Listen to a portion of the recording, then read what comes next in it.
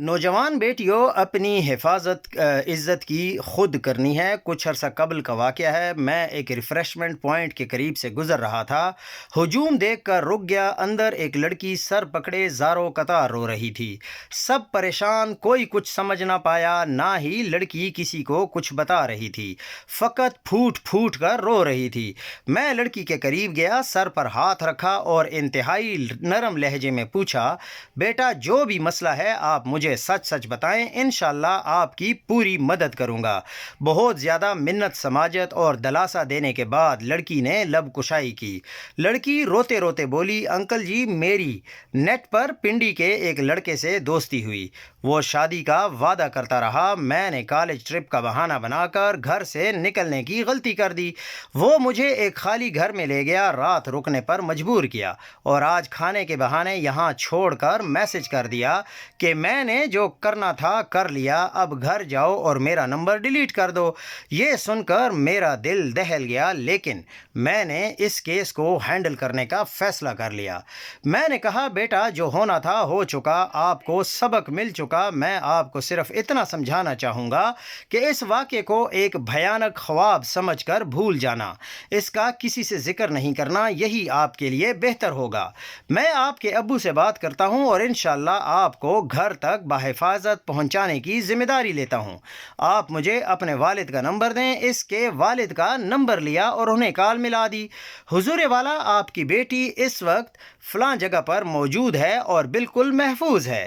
وہ بیچاری college fellows کے ساتھ ٹرپ پر آئی تھی، لیکن بدقسمتی سے گاڑی سے رہ گئی اور اب وہ بہت زیادہ پریشان ہو رہی تھی اور ساتھ کافی ڈری ہوئی بھی ہے کہ اب اگر گھر جاؤں گی تو گھر والے پتہ نہیں کیسا سلوک کریں گے۔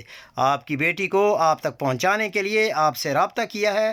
ساتھ آپ سے ایک گزارش بھی کرنا چاہوں گا کہ آپ نے اس واقعے کو کالج انتظامیہ کے سامنے نہیں اٹھانا۔ اس پر وہ صاحب بولے، جناب کیسی بات کر رہے ہیں، کالج والے میری بیٹی کو میلوں دور چھوڑ کر آ گئے اور میں ان کے خلاف کوئی ایک بھی ایکشن نہ لوں، یہ کیسی بات کر رہے ہیں آپ؟ میں نے کہا، محترم جب آپ کالج تک یہ بات لے کر جائیں گے تو بات کھل جائے گی۔ بے شک آپ کی بیٹی بے قصور ہے، مگر جب یہ واقعہ آپ کے قریبی رشتہ دار و عزیز سنیں گے تو طرح طرح کی باتیں بنائیں گے، آپ کی بیٹی پر انگلیاں اٹھنا شروع ہو جائیں گی، پھر کل کو آپ نے اس کی شادی بھی کرنی ہے۔ لہٰذا میرا آپ کو مشورہ ہے کہ آپ کی بیٹی کا بہتر مستقبل آپ کی چپ میں ہی پنہاں ہے۔ میرے آرگومنٹ کے بعد لڑکی کے والد صاحب نے بھی میری رائے سے اتفاق کیا اور ایک ہی سانس میں بہت سے دعاؤں سے نوازا اور وعدہ کر لیا کہ نہ ہی بیٹی کو ڈانٹیں گے اور نہ ہی اس واقعے سے متعلق کسی سے بات کریں گے۔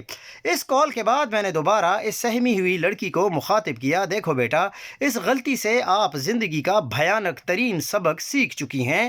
اگر یہ کوئی مہذب معاشرہ ہوتا تو میں آپ کو لڑکے اور لڑکے کے خلاف قانونی کارروائی کا مشورہ دیتا، لیکن بیٹا ہم لوگ انسانوں کے جنگل میں زندگیاں بسر کر رہے ہیں، یہاں پر لڑکے کو سزا دلواتے دلواتے آپ کا مستقبل مکمل تاریک ہو جائے گا۔ لہٰذا جو کچھ ہو چکا اسے بھلا کر اپنی زندگی کا دوبارہ آغاز کرو، اور ہاں ایک کام کرو، اس لڑکے کا ایڈریس اور رابطہ نمبر مجھے دو، اس کو ہم اپنے طریقے سے سبق ضرور سکھائیں گے۔ اس پر لڑکی نے رندھی ہوئی آواز میں کہا، اللہ آپ کو خوش رکھے انکل جی، میں تمام زندگی آپ کے لیے دعائیں کرتی رہوں گی، آپ نے مجھے ذلت اور رسوائی سے بچایا ہے، مجھے سمجھ نہیں آ رہی آپ کا شکریہ کیسے ادا کروں۔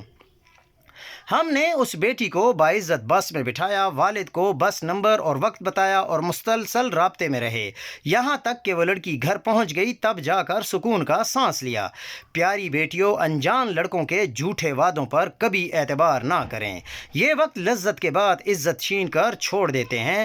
اگر کوئی لڑکا پسند ہے تو والدین کو اعتماد میں لیں، والدین کی رضامندی کے بعد اپنی پسند سے عقد کریں۔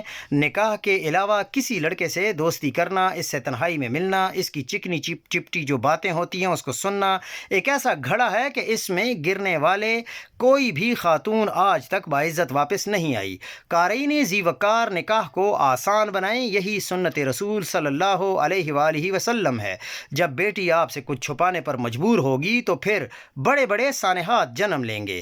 عزت اور غیرت نمود و نمائش میں نہیں بلکہ سکون اطمینان اولاد کی خوشی میں پنہاں ہے۔ دانشمندی بیٹی کی اور اپنی اپنی عزت بچانے میں ہے۔ اللہ پاک ہم سب کی بیٹیوں کو محفوظ رکھے۔